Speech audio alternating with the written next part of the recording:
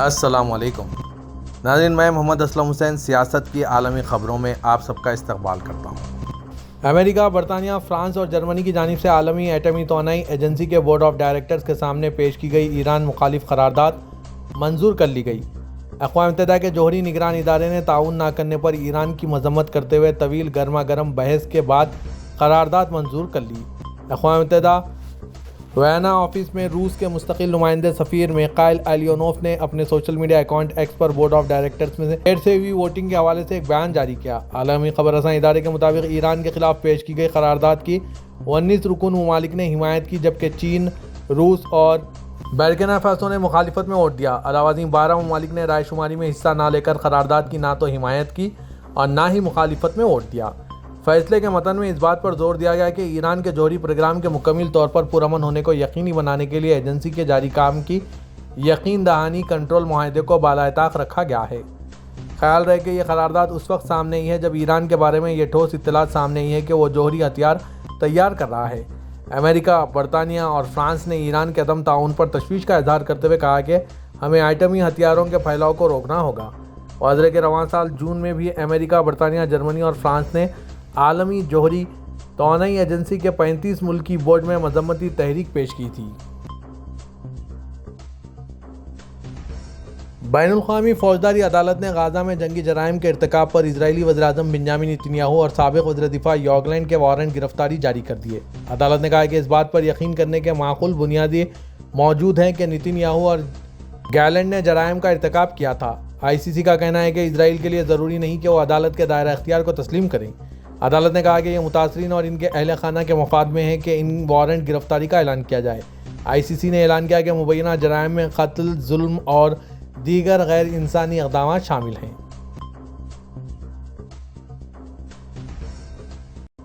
امریکی صدر Joe Biden نے اس بات کا دعویٰ کیا ہے کہ بین الاقوامی فوجداری عدالت کی طرف سے اسرائیلی وزیراعظم بنیامین نتنیاہو اور سابق وزیر دفاع یوآف گالنٹ کے گرفتاری کے وارنٹ کا جاری کرنا بیہودہ عمل ہے۔ جو بائیڈن نے ICC کے نتنیاہو اور گالنٹ کی گرفتاری کے وارنٹ جاری کرنے کے حوالے سے ایک تحریری بیان جاری کیا۔ امریکی صدر جو بائیڈن نے کہا کہ یہ شرمناک بات ہے کہ ICC نے اسرائیلی رہنماؤں کے وارنٹ گرفتاری جاری کیے، یہ بتاتے ہوئے کہ اسرائیل اور حماس مساوی سطح کے نہیں ہیں۔ جو بائیڈن نے اس بات کا اعادہ کیا کہ وہ اسرائیل کی سلامتی کو لاحق خطرات کے خلاف ہمیشہ تل ابیب کے ساتھ کھڑے رہیں گے۔ خیال رہے کہ عالمی فوجداری عدالت نے غزہ میں جنگی اور انسانیت سوز جرائم کی پاداش میں نتنیاہو اور گالنٹ کے خلاف وارنٹ گرفتاری جاری کیے تھے۔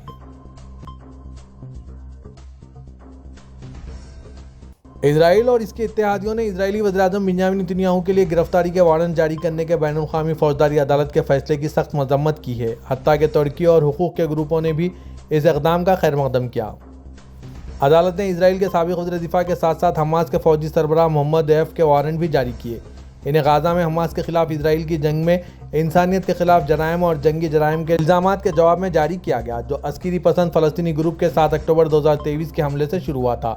نتنیاہو نے ایک بیان میں کہا، بین الاقوامی فوجداری عدالت کا یہود مخالف فیصلہ جدید دور کے ڈیفنس کے مقدمے سے موازنہ ہے اور یہ اسی طرح ختم ہو جائے گا۔ نتنیاہو نے ایک بیان میں یہ بات کہی۔ وہ 19ویں صدی کے الفریڈ ڈیفنس کے معاملے کا حوالہ دے رہے تھے، جس میں بری ہونے سے پہلے ایک یہودی فوج کے کپتان کو فرانس میں غداری کے جرم میں غلط طور پر سزا سنائی گئی تھی۔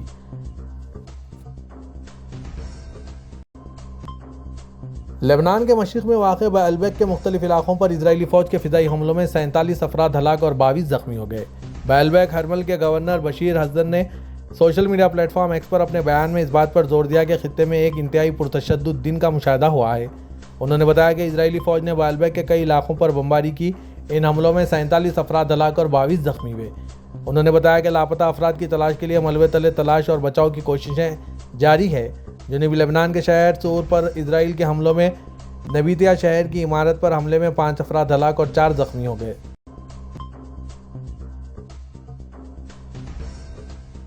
روس کا کہنا ہے کہ مشرق وسطی اور دنیا کے دیگر حصوں میں تشدد میں اضافے اور لاکھوں شہریوں کی تکالیف کی واحد وجہ امریکی کارروائیاں ہیں۔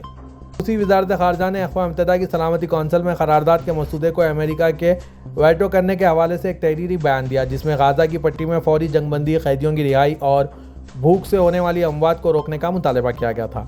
غزہ میں حملوں میں ہلاک ہونے والے فلسطینیوں کی تعداد 44,000، زخمیوں کی تعداد 1,04,000 تک پہنچنے پر توجہ مبذول کروانے والے اعلامیہ میں کہا گیا ہے کہ واشنگٹن نے ایک بار پھر غازہ میں خوفناک خونریزی روکنے کے امکان کو مسترد کر دیا ہے۔ امریکی کارروائیاں مشرق وسطی اور دنیا کے دیگر حصوں میں تشدد میں اضافے اور کروڑوں انسانوں کے متاثر ہونے کی واحد وجہ ہے۔ بیان میں کہا گیا کہ روس اقوام متحدہ کی سلامتی کونسل اور دیگر بین الاقوامی پلیٹ فارمز میں غازہ میں جنگ بندی کو یقینی بنانے، جھڑپوں کے پھیلاؤ کا سدباب کرنے اور بین الاقوامی قانون کے دائرے میں مشرق وسطی میں مستقل اور طویل مدتی امن و سلامتی کو یقینی بنانے کے لیے اپنے اقدامات جاری رکھے گا۔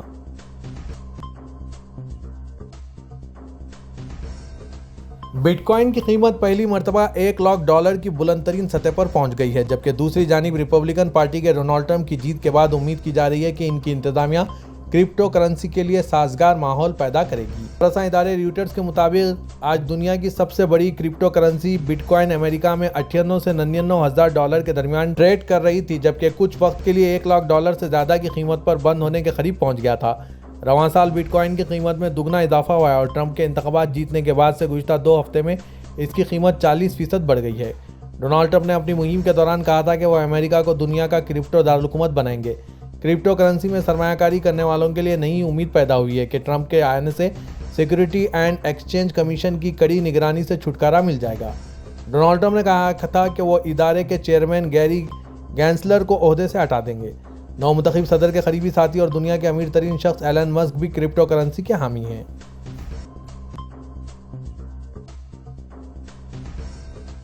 کینیا کی حکومت نے ہندوستانی تاجر اڈانی گروپ کے ساتھ تمام معاہدوں کو منسوخ کرنے کا اعلان کیا۔ ان معاہدوں میں بجلی ٹرانسمیشن اور ہوائی اڈوں کی توسیع جیسے بڑے منصوبے شامل ہیں۔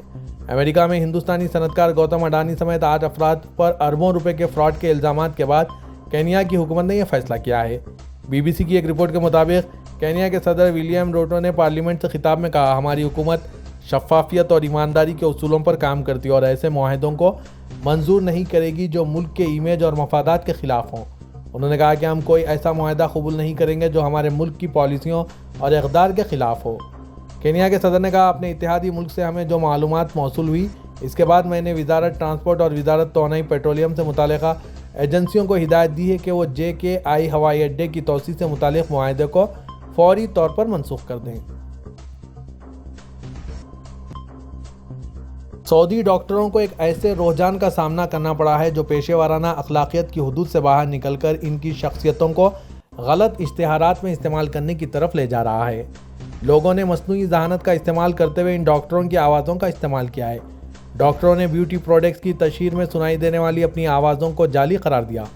ڈاکٹروں نے کہا کہ ان کے علم میں لائے بغیر ان کی آواز میں طبی مصنوعات کی تشہیر کی جا رہی ہے۔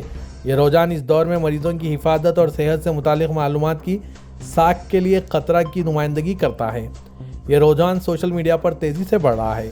بہت سے سعودی ڈاکٹروں نے العربیہ.net کے توسط سے کچھ اشتہاری کمپنیوں کے طرز عمل پر تنقید کی، جنہوں نے ادویات میں اور طبی تیاریوں کی نمائش کے لیے سوشل میڈیا پر ان ڈاکٹروں کی شناخت ظاہر کی۔ پروڈکٹس کے استعمال کے لیے سفارشات اور ہدایت پر مشتمل من گھڑت کلپس نے ڈاکٹروں کو حیران کر دیا۔ ان کے علم میں لائے بغیر ان کے کسی بھی کلپس کا استعمال کرتے ہوئے ادویات اور طبی کریموں کی تشہیر کی جا رہی ہے۔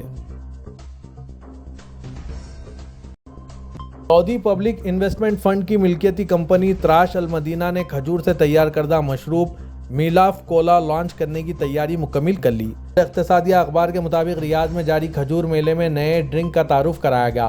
اس موقع پر وزیر وزارت عبد الرحمان فضلی اور کمپنی کے CEO بندر خیتانی بھی موجود تھے۔ کمپنی کے ذرائع کا کہنا ہے کہ کھجور سے متعلق دیگر مصنوعات بھی جلد ہی مارکیٹ میں پیش کی جائیں گی، جن کا کوئی ثانی نہیں ہوگا۔ کمپنی کچھ عرصے سے کھجور سے بنائی جانے والی مصنوعات کی تیاری میں مصروف ہے۔ اس حوالے سے ذمہ دار ذرائع کا کہنا تھا کہ میلاف کولا پروڈکٹ کی تیاری میں انٹرنیشنل فوڈ سٹینڈرڈز کے تمام نکات کو مد نظر رکھا گیا ہے، جس میں اہم ترین اس کے اجزاء کی افادیت اور ذائقہ ہے جو صارفین کو یقینی طور پر پسند آئے گا۔ سعودی روڈ جنرل اتھارٹی نے شاہراہوں پر گاڑیوں کی رفتار کو کم کرنے کے لیے اسپیڈ بریکرز کے معیار اور ضوابط مقرر کیے ہیں۔ اخبار 24 کے مطابق اتھارٹی کا کہنا ہے کہ شاہراہوں اور عام روڈز پر اسپیڈ بریکرز بنانے کے لیے سعودی روڈ کوڈ کے معیار کا خیال رکھنا ضروری ہے۔ اتھارٹی کا مزید کہنا ہے کہ ہائی ویز، پل اور انڈر پاس یا ٹنلز میں اسپیڈ بریکرز بنانے کی اجازت نہیں دی جاتی۔ جن مقامات پر اسپیڈ بریکرز بنانے درکار ہوں، ان کے بارے میں باقاعدہ ٹیکنیکل رپورٹ کا ہونا ضروری ہے، جس میں وہ مقام جہاں بریکر بنانا مقصود ہو کی وضاحت کی جائے۔ علاوہ ازیں اس کی بھی وضاحت کی جائے کہ بریکر بنانے کی ضرورت کیوں ہے۔ سعودی روڈ کوڈ کے ضوابط میں کہا گیا ہے کہ جن سڑکوں پر جہاں حد رفتار فی گھنٹہ 50 کلومیٹر ہے وہاں اسپیڈ بریکر نہیں بنائے جا سکتے۔ ترک نائب صدر یلماز نے فلسطینی وزیراعظم اور وزیر خارجہ محمد مصطفیٰ سے فون پر بات کی۔ یلماز نے سوشل میڈیا پر اپنی پوسٹ میں لکھا ہے کہ انہوں نے اس بات چیت کے دوران غزہ اور مغربی کنارے کی صورتحال پر تبادلہ خیال کیا۔ فلسطینی وزیراعظم مصطفیٰ کی طرف سے ہر پلیٹ فارم پر فلسطین کے حق بجانب دعوے پر ترکیہ کی حمایت پر اپنے اطمینان کا اظہار کرنے کا ذکر کرتے ہوئے یلماز نے کہا ہے کہ بحیثیت ترکیہ ہم بین الاقوامی پلیٹ فارمز پر انسانیت سوز جرائم اور فلسطین میں اسرائیل کی جنگ کے خلاف اپنی جدوجہد جاری رکھیں گے۔ فلسطینی عوام کی باوقار مزاحمت کی حمایت کو اٹل طریقے سے جاری و ساری رکھیں گے۔ وزیر خارجہ حاقان فیدان نے بھی فلسطینی وزیر اعظم و وزیر خارجہ محمد مصطفیٰ سے فون پر بات کی۔ صدر ترکی رجب طیب اردوغان نے کہا ہے کہ ہم توانائی کے شعبے میں مکمل طور پر خود مختار ترکیہ کے ہدف کی جانب مضبوط قدموں کے ساتھ اپنے راستے پر گامزن ہیں۔ استنبول کانگریس سینٹر میں منعقد استنبول انرجی فورم سے خطاب کرتے ہوئے صدر اردوغان نے کہا کہ حال ہی میں خطے میں پیدا ہوئے بحرانوں نے ہمیں ایک بار پھر یاد دلایا ہے کہ ملک کی معیشتوں کے لیے توانائی کی فراہمی کا تحفظ کس قدر اہم ہے۔ اردوغان نے کہا کہ روس اور یوکرین کے درمیان جنگ نے جسے چھڑے 1000 دن گزر چکے ہیں، خاص طور پر توانائی کے شعبے میں بیرونی دنیا پر انحصار کے خطرات کا مظاہرہ کیا ہے۔ ترکیہ ان ممالک میں سے ایک ہے جس نے دونوں جنگی فریقین کے ساتھ متوازن تعلقات قائم کرتے ہوئے اس تکلیف دہ دور پر سب سے زیادہ آسانی سے قابو پایا ہے۔ توانائی میں تسلسل کو یقینی بنانے، غیر ملکی انحصار کو کم کرنے اور توانائی کی لاگت کو کم کرنے کو اہمیت پر زور دیتے ہوئے اردوغان نے کہا کہ کیونکہ ہمارے ارد گرد کے بہت سے ممالک کے برعکس ہم ایک ایسا ملک ہے جسے زیادہ تر توانائی بیرون ملک سے خریدنی پڑتی ہے۔ پاکستان کے وزیراعظم شہباز شریف نے کہا ہے کہ سعودی عرب پاکستان کا عزیز دوست اور برادر ملک ہے۔ یہاں کوئی بھی حکومت ہو، سعودی عرب نے ہمیشہ پاکستان کے عوام کی غیر مشروط مدد کی۔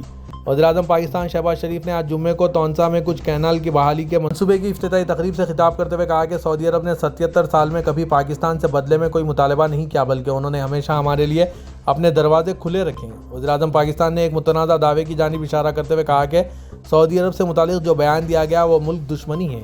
وزیراعظم کا کہنا تھا کہ جب پاکستان ایٹمی ملک بنا تو میں وزیراعظم نواز شریف کے ساتھ سعودی عرب میں تھا۔ اس وقت شاہ عبداللہ نے نواز شریف کا ہاتھ پکڑ کر کہا کہ آپ میرے سگے بھائی ہیں۔ اس کے بعد جب پاکستان پر پابندی لگی تو انہوں نے ہمیں مفت تیل فراہم کیا اور جنرل مشرف کے دور تک اس سلسلے کو توسیع دی، اور جب نواز شریف کا دوسرا دور آیا تو ان سے کہا کہ یہ $1.5 ارب پاکستان کے عوام کے لیے ہیں۔